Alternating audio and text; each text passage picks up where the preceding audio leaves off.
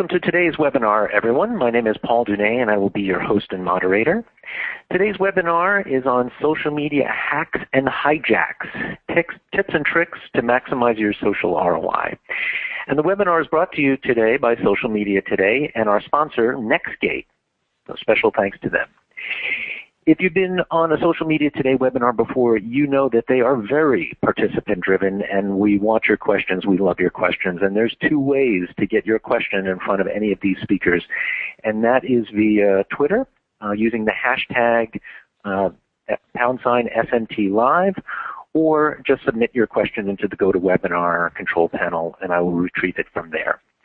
Today's speakers, we have Mika Fox, an online expert for corporate communications at ING Bank, Mike Kyle, the VP of IT operations at Netflix, Devin Redmond, the CEO and co-founder at Nextgate, and myself, Paul Dunet, the global VP of marketing for Maximizer. So we're going to start with some slides to help set the stage. Devin is going to get us going in an understanding of risk factors in social media. So Devin, take it away. Great. Thanks, Paul. And thanks, everyone, for joining us today. I appreciate you taking the time, and hopefully we can share some interesting information. So I'm Devin Redmond. I'm the co-founder and CEO of Nextgate. We focus on helping brands protect themselves and provide compliance and security on the social web. And what we wanted to do first is set the stage with some examples. So I'm going to start with a big one right up front. So we go to the next slide. I think everybody knows the Associated Press example. I wanted to start with that one because that was probably one of the biggest lightning rods out there for a lot of different reasons.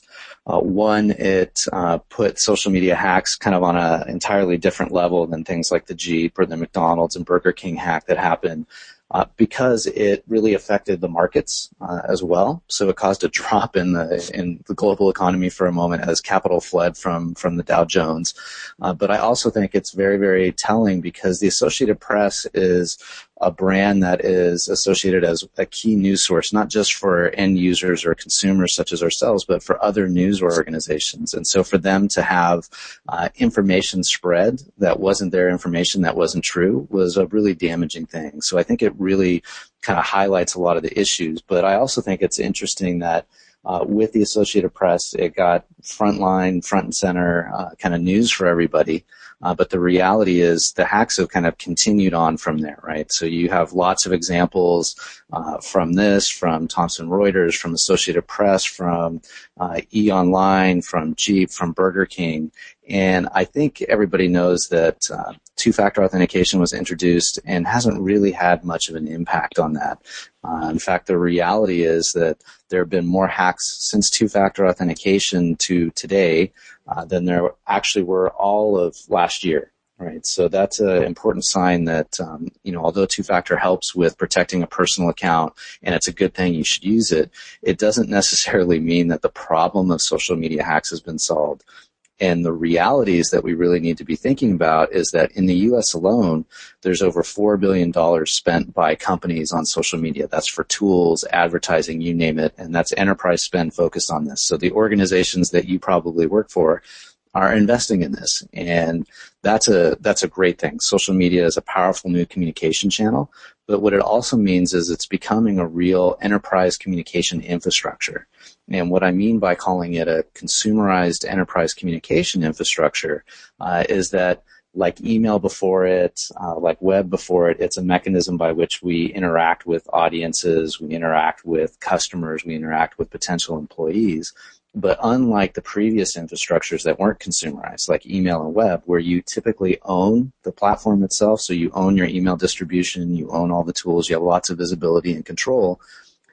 Now social networks are much more, using the word consumerized, they basically live inside of the network itself. So unlike email where you control your email channel, where you can control your website on web, what you do on a Facebook page lives inside of Facebook. What you do on a YouTube channel lives inside of YouTube. And the challenge with that is the traditional security layer, compliance layer that you'd apply don't really exist in that social environment. And what that means is as you spend more and more money on this consumerized environment and you haven't allocated the proper security technology and time around that, is it actually starts to hurt your ROI. right? You have spammers and people putting bad content on your pages or going after your campaigns. And if they click on that link or they connect with that spammer instead of going to your site, you've just spent money to promote somebody else's, right? You've lost that dollar and somebody else has gained that dollar and hurt your audience and brand. Same thing with hacks. I wouldn't let anybody convince you that a hack doesn't cost money. It costs you time and resources to deal with the crisis communication. It costs you time and money to deal with the internal embarrassment and then the public embarrassment. And since we're all in the business of building brand, and that's a core tenet, that's not usually a good thing. And then you put that bottom layer on there, you can see that fines are just starting in the space. So whether you're in financial services and you already have things like FINRA, or whether you're worried about regulation, FD, and the SEC because you're a public company, you do have to deal with all these things. And you can see all of the examples of what can affect your campaigns happening out there, from examples of fines to having too many accounts to the increase in spam to people creating fake accounts or hacking your accounts. So all of those are the realities out there.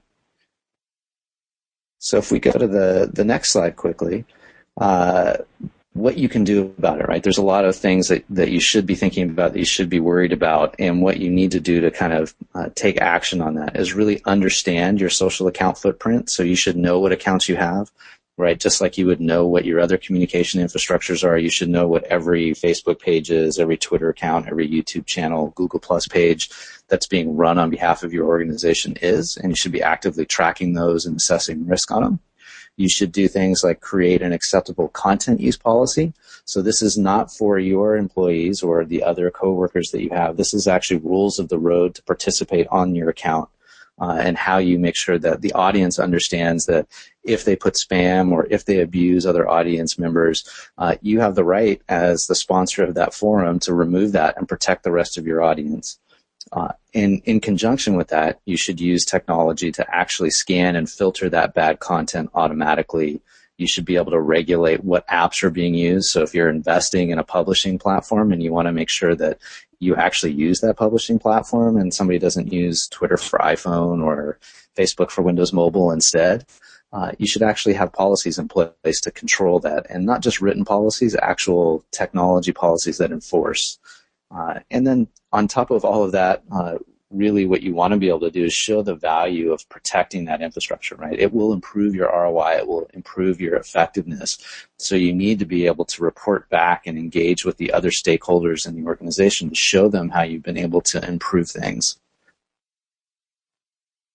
So if we go to the next slide, I think the last thing I just want to leave everybody with is thinking about this from, both a process perspective and definitely, the people environment in that, but also think about the technology stack itself and think of it as a technology stack. Just like in web, you have content management systems, whether you're using something like Red Dot or some other system in that mix. You have analytics like Google Analytics or Web Trends that you use for those types of scenarios. You also have web security that your infrastructure teams will use to protect your websites, web application firewalls, outbound controls to make sure you don't get infected with malware.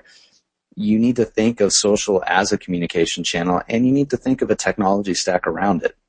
So looking at the first piece of that, really everybody should have listening platforms here, and you need that for broader analytics, sentiment analysis, trending topics to understand what's happening more broadly on the social web. So that's kind of the first layer of your technology stack, what's happening outside of me on the social web about me.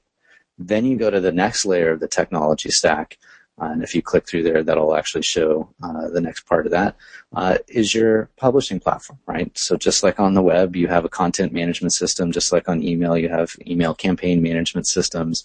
On social, you need a publishing platform that will help you build communities, deliver content, run campaigns, create promotions. All of those things should be done out there on that type of system. And then if you go to the next layer down, just like on web, you have a web application firewall to protect your websites, or on email, you have a spam filter that protects inbound content or protects bad content from coming inbound. Or likewise, you have data loss prevention technologies that are used by your security teams to make sure confidential information doesn't leak out.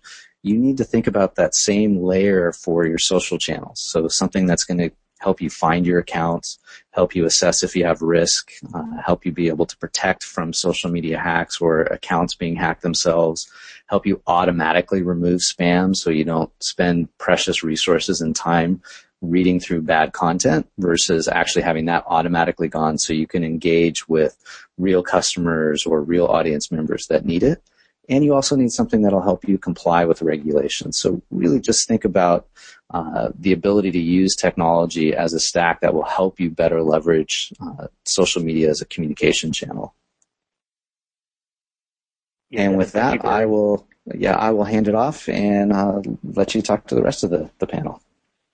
No, that's great. And Devin, that was great. And I hadn't really thought about it as a technology stack. I think we've been thinking of these as individual one-off channels. And I think one of the concepts that I'm, getting from your presentation is you have to think of it like a traditional, three-tier type of architecture stack, right? Another thing I thought was cool was the quantification of enterprise social spend. I see a few people had tweeted that out around that being $4 billion, industry-wide as an enterprise social spend. That's the first time I've really seen that quantified. And two-factor authentication not working. I was kind of resting on my laurels on that. I'm going to want to ask you some questions on that as well. So sure. I see some questions already rolling in. Thank you very much, everyone. So please keep them coming either through GoToWebinar or through Twitter using the hashtag #SMTLive. Let's turn it over to Mika. Again, Mika Fox is the online expert for corporate communications at ING Bank. Mika is going to run us through his 3-step plan for social media activity at ING Bank. It's going to be good. If we're ready with his slides, let's turn it over to Mika. All right. Thank you all for being here. I just noticed that my 3-step plan has a strong similarity with the things Devin just was talking about. So I think I'm going to approach it more from a business point of view. So what we usually say within ING, and we have a lot of, we used to be a very big international bank, and we're now focusing very strongly on the European market. Also, due to the financial crisis we had to downscale that and really put a focus on banking. So what happens with us is we have a very decentralized organization, and in order to get everybody to a certain maturity level in social, we came up with basically a 3-step plan for social media activity. So what we said as first is, of course, you have to be listening and knowing what's being said about your brand. So taking that, the moment you start actually hearing what people say, you want to sort of start responding to it. And then we always say, from the moment you start responding, you have to be aware of the fact that you're going to get some questions that you might not have the answer to right away or that are uncomfortable for you. So you have to have web care in place in order to make sure that everything goes into good tracks. And from there, you can actually start really having a conversation with your customers. And I think most of our ING business unit, we really focus on having a conversation and providing additional service, and we really not try to use it as a sales channel. So from there, we basically go to the next step, and that's the most complex one, where we're really talking about having dedicated resources, making sure that we can start engaging our customers, but also our internal employees, and really start to find a business that will connect basically the social plan to a business purpose in order to also make it more clear to senior management what the added value of it is. And I think Devin already touched a couple of interesting points around it. Now, what you have is that you want to have your people become more active in social media, so we try to provide very clear guidance in guidelines and training, but there's always, of course, a certain part that you can never fix. Often you cannot, it's seasonal factor. Sometimes people just make mistakes out of bad luck or with bad intentions, and that's why we also find it extremely important to come up with a governance part around it. And what we actually came to realize at a certain point is that we are very good in publishing content and having conversations, but we're not always as good in making sure that we mitigate certain risks that come with being active in a financial industry. And what we're trying to do is it's Paul Dunet. Yeah, I'm getting some sort of scratchiness on the line. Is there a way that you can maybe adjust your headset or just make it a little bit more comfortable for the listeners? I'm getting some comments online and just wondering if there's anything that you can do. Yeah, maybe getting closer to the mic, something along those lines. It's very valuable content. We all want to hear it. Yeah. Okay. Well, Okay. thank you. I hope this is going to be better. Is this any better already? Let's give that a try. Go ahead. Wait, I just disconnected my headset and now I'm just going to talk directly into my phone. Of course, there's a bit of a distance between us. I'm in Europe at the moment. I hope this is better for you. And I'll just continue. So I just was talking about the governance part. So what we also try to do is really to set up our internal organization in such a way that we can be communicating in a more, in a better way with each other. And if you go to the next slide, this is probably one that a lot of people have seen before. It's from the Altimeter Group. And we took this as an approach where we tried to come up with a multiple hub and spoke model. Basically, what we try to do is have experts together in a social hub. So we try to have different disciplines there, so we can very quickly address any issues or risks that come forward. It's quite interesting to have this working within a lot of different cultures. Especially from a risk point of view, because not everybody has the same procedures in place. So, for example, there are certain countries in ING where you have to use the 4I principle, so nobody can publish anything until two people have actually looked at it. While this is very different in other ING countries, again, where they're much more free to publish whatever they want. And if you go to the next slide, I wanted to show you a little bit of a quick overview of the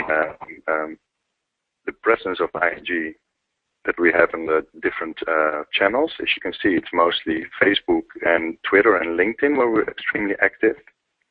And the other channels are not yet very much activated, and it's mostly because we try to see where our customers are. And what we find is that indeed Facebook is extremely good for having promotional activities, make advertising new products or new services, and we use Twitter a lot for direct customer service. And if you go to the next slide, I wanted to give you a short overview of the amount of activities that we actually have within 1 month, and that's the amount of posts that come in through Facebook and Twitter. And as you already can see here, we have extremely different type of maturity or engagement within the different countries. And the Netherlands and Spain and Turkey are definitely our most active countries, while the things for Belgium or for Austria and Luxembourg even are much lower.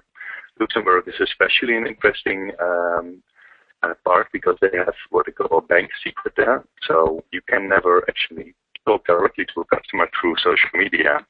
And because then you can identify him as being a customer of yours, and that is against the law. So that was a very interesting thing there.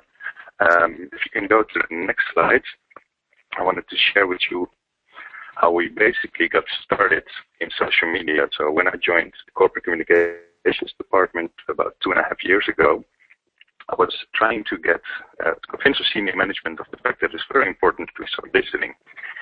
And what happened, there was a certain gentleman who started spreading false information about ING. So we just received some state support from the Dutch government. That was back in 2010. This man was, as we found out later, was a trader and tried to influence the stock price of ING. But all of a sudden, our media relations team got questions from the Dutch bank, from a couple of very big newspapers in the Netherlands, and they had no idea that this was going on. So all of a sudden, something started online, and we all of a sudden offline were starting to get questions about it. So if you go to the next slide, I used this not knowing as an input for a memo that we wrote to our CEO. And basically said, "Van, listen, we don't want to have any surprises."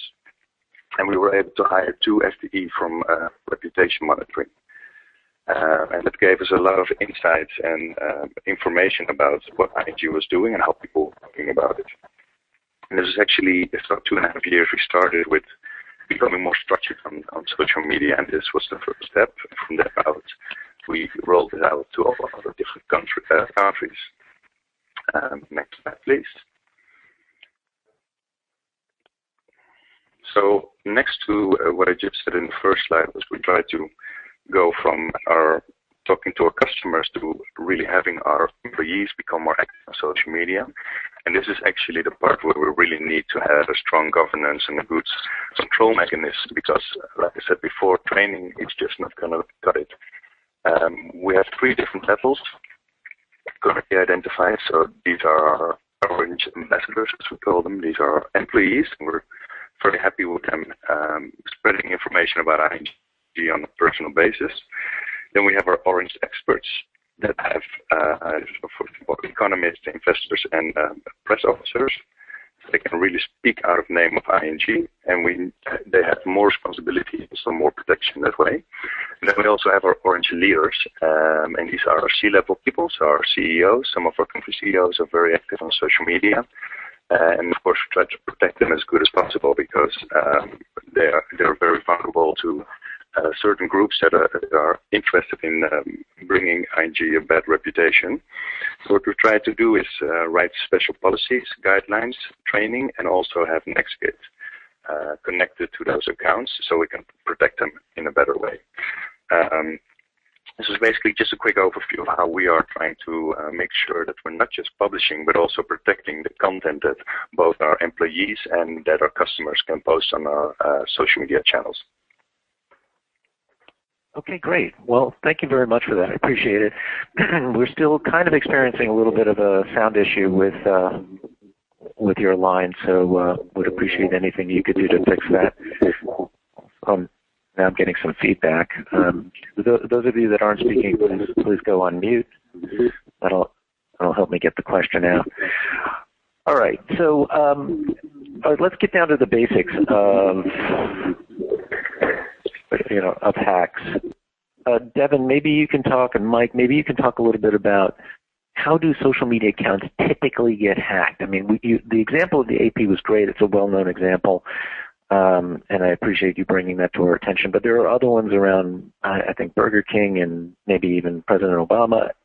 How do these things happen? Sure. So I'll go ahead and take a crack at it, and Mike, feel free to jump in.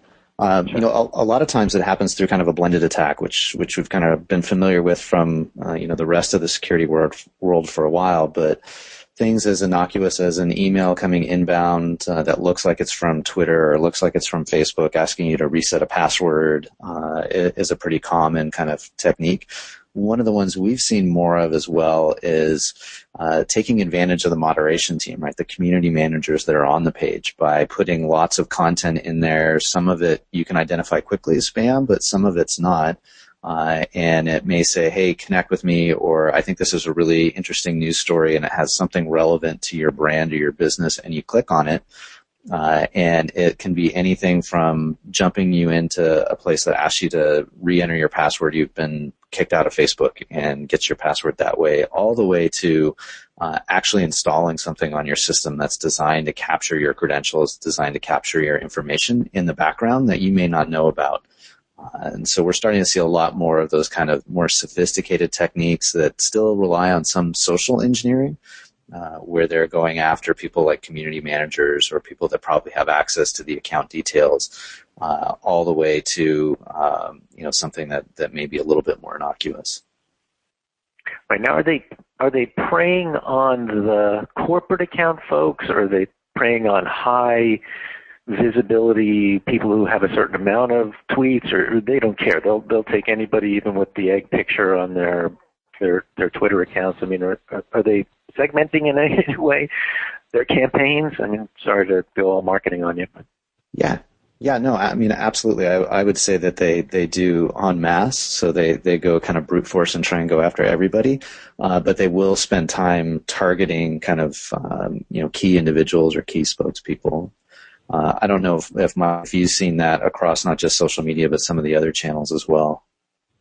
Yeah, I think one of the benefits to hackers in the social media space is the number of attack vectors they have.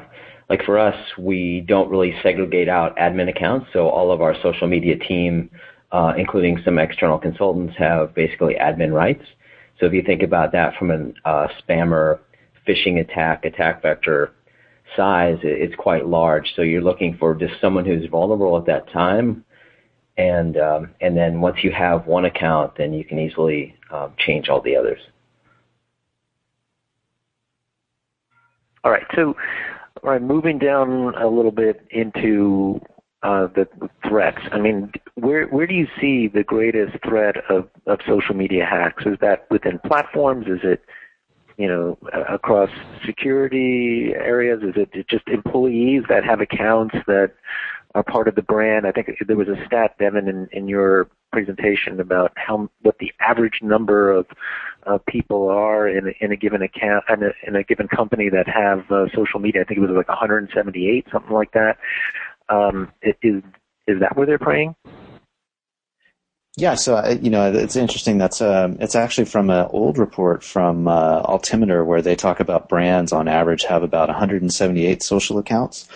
That number is actually much higher now, especially since there are newer, more platforms and more people more active on social. So you're more likely to see, a brand manager in a region or a department or for a product or campaign create a bunch of new accounts that now include Pinterest and Instagram, as well as Facebook and Twitter and YouTube. And so you tend to see a lot of accounts. And so that's one area of definite threat where there's a kind of a broad surface area. And Mike was talking about this. It's, there's so many channels and vectors that you can go after. And because there's so many accounts, that just is a huge multiplier on that. Typically it kind of starts with focusing on the main brand accounts where you can have the most impact. Like if you look at the Syrian Electronic Army, they're definitely going after the most popular accounts. But if you look over time, the compromises kind of spread out to what you kind of call long tail, which are, maybe it's a smaller regional account, but it's a way to get access and start doing things that are negative to the brand. So. Yeah, and just to augment with some metrics that we have recently, if we search Facebook just for Facebook groups offering free Netflix that are fakes, there were 77 pages offering that and 134 groups. And out of those groups, like one of them has 54 members. So we're working rapidly with Nextgate to get those shut down. If you look at fake YouTube accounts and channels, there were 47 channels recently offering fake free Netflix premium accounts. One of those had over 1,000 subscribers. So, going back to the attack vector conversation, just extrapolate that out from YouTube to G+, to Instagram, to Pinterest, and then some of the other up-and-coming sites. Wow, I had no idea, Mike, that it was that rampant. I mean, I could imagine some, but I mean, the quantity that you were bringing through is really just amazing. It makes me happy to be in B2B today. That it's like that. And I wonder, and maybe this is a good question for Devin. Devin, is this a B2C phenomena, or do large B2B accounts have this problem as well? Maybe an IBM or someone in that stratosphere. Yeah, no, I mean, it's pretty rampant, right? It depends on your line of business. I think Mike's examples are great because, they're a content-driven organization, right? So leveraging social media as a way to kind of defraud on content distribution is a huge challenge. But, any company that's got accounts, that's doing transactions or, building an audience with other companies or other end users or consumers has these challenges, whether it's just straight embarrassment or whether it's things like their pages and accounts being used to host malware or host spam and be a propagation point to go after other sets of audiences as well. So it's definitely not isolated to kind of one particular segment. I would say it's, as you go into social, it's kind of the Wild West in a lot of these areas. And so you need to be thinking about that aspect of what are the things that can affect my brand and what would I have to worry about on that. And if you're in a business where you're distributing and selling and licensing content such as Netflix, then yeah, you're going to have to worry about those types of issues. So. All right, so I'm kind of curious, and I want to put this out to Mike and Mika. can you talk a little bit about your requirements as the bastion of the organization around security and compliance? And Mike, maybe here you might want to touch on something like Reg FD and explain it for the audience too, who might want to be informed about that. And Mika, talk about some of the compliance issues that you have in financial services that's very indigenous to you guys that I think folks would really empathize with on the phone. So, Mike, maybe take it away and give us a little bit on your requirements, specifically maybe around Reg FD. Sure. So I guess our general requirement, given our freedom and responsibility culture, is that we trust everybody. So we want to have somewhat implicit monitoring of this behind the scenes. And what we care about at the essence is brand reputation.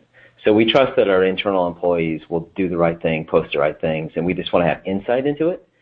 And we want to help and enable our marketing and customer support teams to get our message across to customers without confusing spam and other accounts. So this is why we're really proactive in partnering and using Nextgate to monitor all of those accounts, and that we get an early warning system for any signs of social media account hijacking. And we take the same approach with respect to Reg FD. So in essence, Reg FD means that anytime a corporate officer is going to announce something that is material, it has to come from a registered social media channel. And once again, given our culture, we trust everybody to do the right thing. We just need to monitor it, and Nextgate gives us a great tool to do that across all of the channels. Okay, and Mika, talk about compliance issues, maybe specific to financial services. So compliance, it's an interesting thing. I've always stayed very much away from it until I started working for a financial industry. And actually it's kind of tricky for us because since ING is a publicly traded company, there's a lot of activity that can actually be of influence on our stock price. But what's more important, I think, is the fact that we really try to have our employees say, basically they're forbidden to say anything specific about ING in social media. It's fine that you share things, but we really have very specialized expert teams that help and service our customers. So we try to go through as little channels as possible. That's why you saw on my overview of the slides, you saw a very strong focus on Facebook and Twitter. Those are really our two main points of interaction with our customers. At the moment, for example, we start, what we find also very important is we want to share more knowledge about the financial industry, so about what, for example, our economists are doing. But when you go there are so many regulations and restrictions. They can never use a word like sell or buy, so they can never give an advice that can have an impact on anybody buying stocks, because if they do and the stocks go bad, then they can start finding ING for that.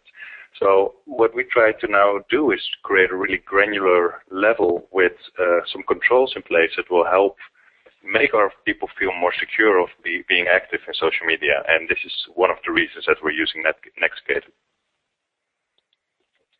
Okay, great. There was also some questions, Mika, for you specifically around social media guidelines for the Orange ambassadors. That one slide that you had with the big circles on it, I got a couple of questions, one from Joanne Henson on the ambassadors and if that sort of included employees. And then there was another one from SM Dynamo. Are there more Orange experts and leaders than ambassadors, and are there ING employees? So again, sort of same question, like where do employees, I guess, fit in is what SM Dynamo and Joanne Henson wanted to know. So basically we see all our employees as being Orange ambassadors. So we find it important that they can be proud of the brand ING and that they can share the content that's being produced by us. So we do not use we ask them not to respond directly to certain questions, but they have all the contact details of the people who can actually do that. And then you go from the Orange ambassador part to the Orange expert part, because those are people who have received additional training. They're basically spokespeople for ING, but that's on a social media level. So they've had extra form of training. They know better how to respond and what to say, and what is also very important for us, what not to say. Does that answer the question? Yeah, I think that does, and I'll monitor for any other comments. Yes, Joanne chimed in that she was very appreciative of that, so that's good. Okay. All right, so, and this is a bit of a jump ball really for Mika and Mike. I'm getting some comments on Twitter and just in general like, hey, I thought the title of this thing had something to do with the ROI in social media, so not just hacks and security and stuff like that. So let's try to tie this a little bit for those folks, and specifically I'm talking about Manal Assad on Twitter and some other comments that I've seen along the way. So thank you for helping us guide this conversation, because it is all about you guys. So talk us through the impact of one hack and what that would have on your brand. Maybe we can focus it from an ROI perspective. Is there a way you can quantify that, or take us through what that might mean? Mika, I think you've been closest to this fire because you had an individual who was trying to manipulate the stock. Mike, I'm not sure, but take us through that. Do you have any idea about the ROI, or the negative ROI on what that would have caused? Yeah, well, it's hard to give numbers because we've basically never been in situations like this before. And I think Devin said at a certain point it's so Wild West. Well, it's more like uncharted territory, I think. What we find extremely important, that's the whole reason why we're putting all these measures in place, is that we try to put out the fire as quick as possible where it starts. And that's a very important thing also to do with where it starts. So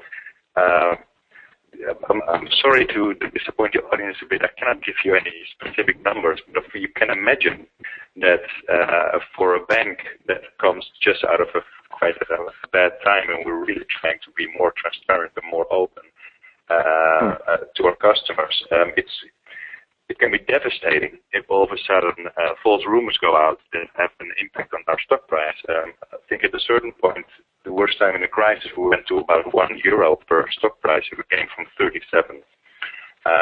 We're around to 9.5 now. But bad news about we needing extra money, and that was not being mitigated by ING, could definitely lead to a decrease in stock price.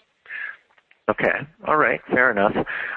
Mike, any quantification of it? And I can give you a couple of hints where you might, if you can't go, totally quantified as a public company, maybe you can talk us through, internally and externally, who you might have to engage and involve to solve something like this, and from a full-time employee perspective, and maybe there's a way we can draw a parallel towards the ROI or lack thereof of something like this happening. Yeah, so once again, I'll say that it's hard to quantify the inverse ROI of a hit on brand reputation, because that hit can vary in degrees of severity. But if you think about overall brand reputation from both, say customer support becomes a channel that people don't trust in the social media space, then you've lost ability to get customer reach. And if your site, if people sign up for what they think is an account and it is really a fraudulent site, then you lose some customer acquisition. So there's a somewhat quantifiable hit there. So it's really, how do you quantify the ability to have insight into this and protecting the brand, and what value do you put on your brand? I don't think you can put a hard dollar figure on it, but I think once it does take a hit, then you can monitor that, and you'll see that it's probably fairly devastating. Okay. All right. I got a question from Tracy Frank. Good to see you back, Tracy. Thanks for coming today. Really for Mika and Mike. And it's sort of along these same lines around the handling of something like this. A lot of these things, from my experience, and obviously from Tracy's experience as well, because it's within her question, a lot of these things come in after hours, right? I mean, I remember being in a cab one night at like 10 p.m. and on my way to the train to head home, and there was some sort of negative comment that was posted somewhere. I think it was probably on Twitter. How are these things handled, and what kind of processes do you have in place to handle these things after hours, maybe weekends or holidays? And her sub-question is there a threshold in terms of how long that you let dangerous content stay on the page? This is really Tracy's question. So Mika or Mike, maybe Mike, you want to hit that and then pass it to Mika? Yeah, so just to hit on how long do you let something stay on the page, I mean, we act to take it down immediately. I don't think you want to let things linger, and it's really hard to catch people, so I think it's how quickly can you get something taken down. So if I revert back to what I talked about, the fake YouTube accounts and channels and the fake Facebook accounts, we have a process in place that we get notified and we immediately take action. All right, so you have a policy in place that says if you are doing something that we don't agree with, we're taking you down immediately, right? I mean, something along those lines. And that's part of your guidelines. Maybe it's even something that's published on your social sites or even on your main website. Is that fair to say? It's not published on our main website for sure, but it's more of an internal unwritten policy that we've worked with our various social media teams on. Okay, all right. Mika, same question. Yes, same kind of answer, I'm afraid to say. Yeah, of course. Well, I can give you a little story that we were very shocked by when we first were having a demo with Nextgate. It was actually on a Facebook page of one of our countries we found, and again, we have rules and regulations, of course, in place that you have to monitor and look for these things. But just to show you how important it is that you actually have something in the background that can actually check for certain things. So we did a demo with Nextgate quite some time ago, and we found on the pages a complete credit card number plus the birth date of a customer that was having a question and was assuming that it was okay to publish this on a public thing, and of course for some reason it slipped by the attention of people. But those things are extremely dangerous, of course, and what I find intriguing about it is that very often still you see that people talk to you on your wall on Facebook, for example, and they still have the idea that they're having a private conversation with you. So again, we try to remove it as quickly as possible, but I have to be very honest, it's very difficult to make sure that we always do that. Right. Okay. All right. Fair enough. I'm getting some questions now. We're obviously getting through to the audience, which is great. I'm getting some questions now. Okay, I get it. Talk about tips and tricks and maybe workarounds, how to be proactive. So Kurt Fetzer, who's asked me a bunch of questions today. Thank you, Kurt. And Allison Bauman want to know, how can brands be more proactive to take a good stance here? So really a jump ball for anybody. This is Mike. I'll take a stab at that. So I think it comes down to internal communication within the social media groups. Ours is pretty dispersed. And then proactive monitoring using a service like Nextgate. So you can't expect to deploy something and then not be engaged with that tool. So I think it's make an investment in a team to continue to monitor your brand reputation and then figure out what are the actions needed if something does happen. Exactly. I think we have exactly the same approach, and every time we find new little crises that we have to think about. So, but it's also super important that you have the right people in the right place. People are flexible enough to think about certain flexible procedures. So again, it's very hard just to make one playbook and say, if this happens, then you do that. You have to have people in place who have enough creativity to solve things in a very good way. Yeah, and Okay. I'll just add on to that. I think briefly, most of the customers we've worked with where we've had success it's leveraging our technology, but really doing that in the context of a team that's understanding of the problem and really focused on trying to solve the problem. And then we just give a mechanism to automate some of those aspects, help them with the early detection, and help them with actual policy enforcement. But definitely, technology itself is not a panacea. You have to have a team that's really thinking about those risks and challenges, and then can leverage technology to help them in their efforts. Yeah, and I think what I want to add to that is the technology makes it easier, but it doesn't solve the problem. Before Nextgate, for example, we were monitoring things by hand, and people took them days and days in time to be able to monitor everything. And again, it doesn't change anything about the responses you give. It's just about being there on top of it and doing it more quickly. Okay, a little bit of a sub-question to that, which maybe takes it to a new depth. How should organizations protect themselves from hacks? Are there audits of accounts, lockdowns or risk mitigation that the audience should be thinking about, as a takeaway, like, go check this out in your particular accounts? Is there something that we can advise them to do along this line? I'm getting some questions on that. Yeah, so I guess I can kick that off. Yeah, I mean, a lot of what we see is first figuring out what accounts you have and being able to inventory them, and then assessing actually what's happening on the accounts, and doing that without having to have initial direct access, I think is an important thing. So you get kind of a map of all of the touch points you have. You get an initial assessment. Do they have risky content? What apps are they using? Really what's happening on them. And then taking that list and focusing on the most valuable of the assets and the most risky of the assets, and putting both policies, written policies, and training in place around how to mitigate that, and then actually putting technology onto the accounts themselves to enforce that policy, to check to see if there's an issue with too many admins or too many apps on the account with direct access, and alerting when something goes awry on that is typically kind of the process that we've seen customers go through, and something that's been effective for them. So implicit there was you sort of stacked rank them by risk factor.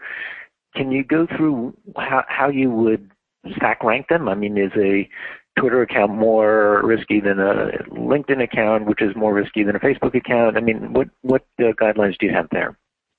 Sure. So, and the rest of the panel can also answer what they've seen in their environment. I mean, what we've seen, in general, is you tend to have more things like spam on Facebook. You tend to have more, not negativity, but abuse and intolerance and kind of bullying happen on YouTube comments.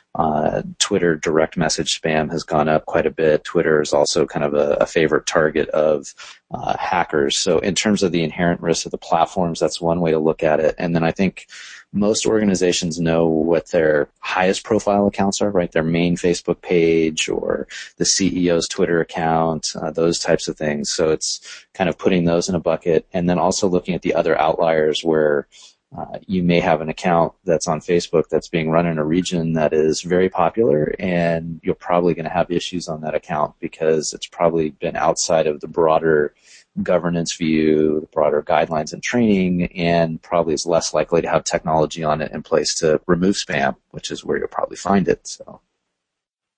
Okay, all right. Also, and sorry, this is really my own question, is it also a factor of how many people have access to it? I know a lot of people sort of share a single Twitter feed and pass around a universal password for 4 or 5 people to take part in. Is that also a risk factor that people should be thinking about?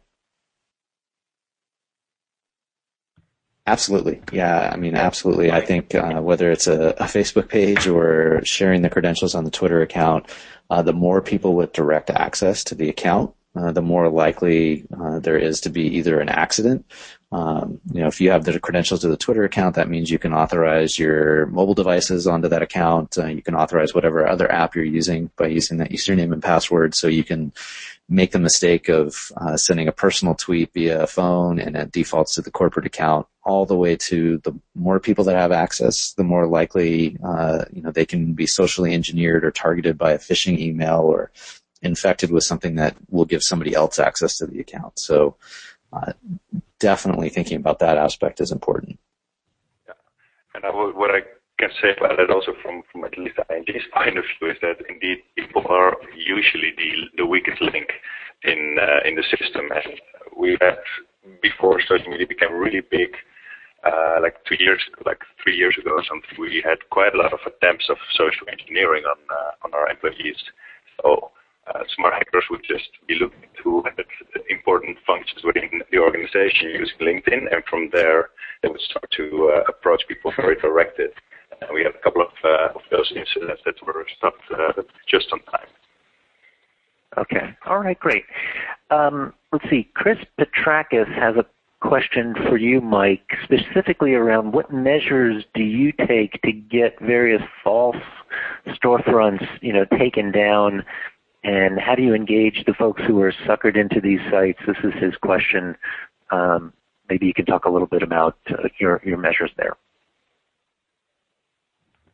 Yes, so once we're aware of a fake Facebook page or some Facebook comments that have malware or links to bad places, because we have admin access, we just work on taking it down. It's very hard to spend time going after anybody who does this because there's so many ways to cover your tracks. So it's unfortunately currently it's basically like whack-a-mole. So if we see it, we take it down and move on. But I think over time, there'll be, if you think about consumerization and enterprise merging together in some of this, and to tie in the previous conversation around account management, I think some of the social channels can do a better job of identity and access management for the enterprise. Google Plus is doing that now with some domain-restricted sites, and I think there's some actions they can do to help the enterprise that make them feel more comfortable about using their technology and channels in a secure way.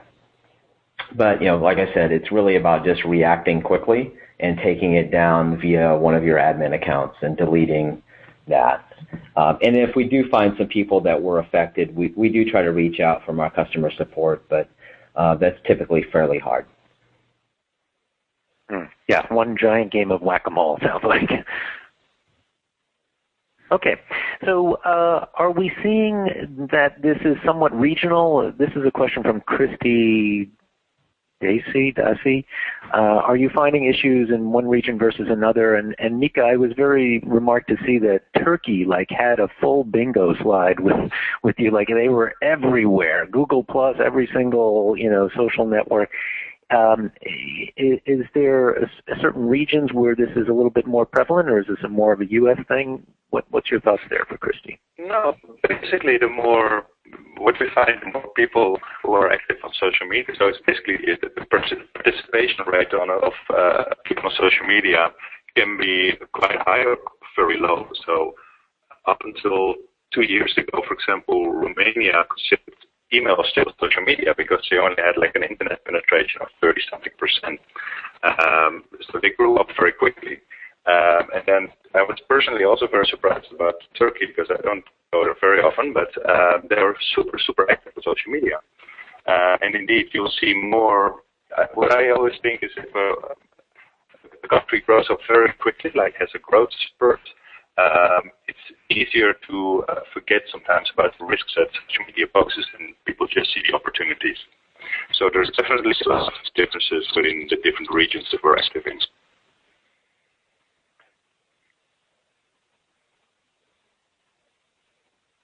All right. So having seen spam mature across other communications technologies, kind of like email, where do we think we're going from here? Is this going to get worse? Do we expect social spam to evolve to a point where it's untenable?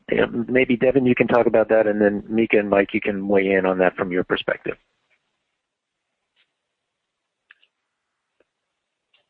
Sure, absolutely. So, yeah, I mean, we had released some research just recently that's available on our site where our data science team really looked at the state of social spam out there. And in this year alone, we've seen the increase, over 355%.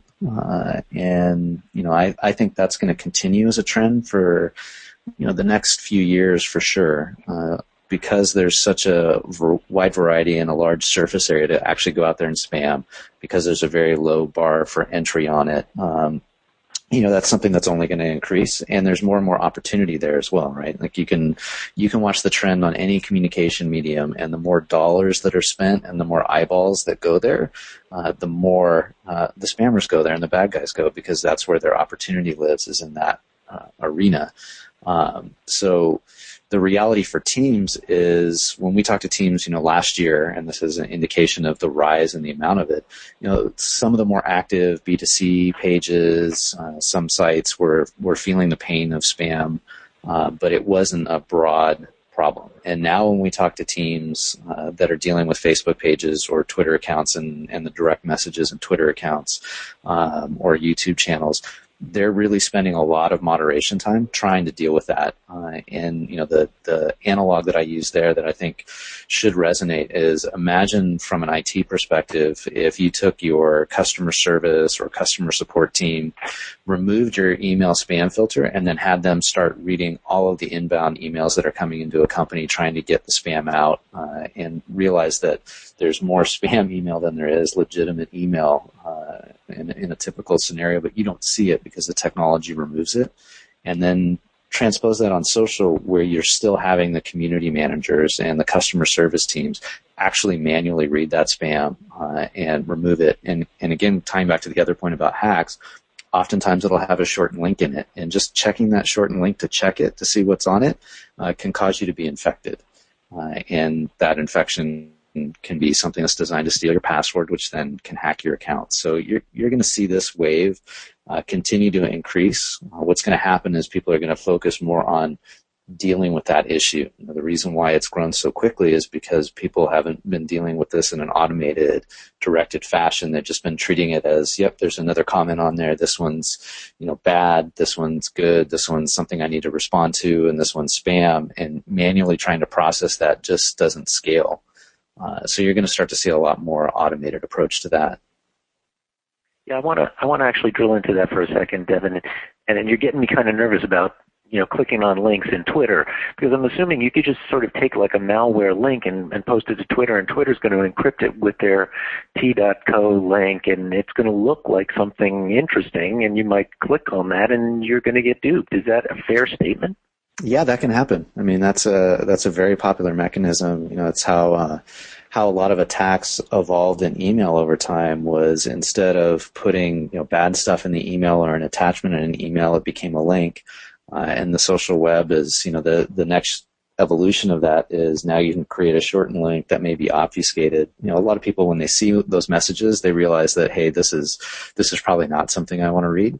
But it just takes one, and that's kind of generally how spam and exploits have always gone in the past. Is it's trying to get 1 out of 10,000, not trying to get 1 out of 10 people to click on a link. So you just need one, right? Right, I call that playing the odds, not the lottery. So I like that.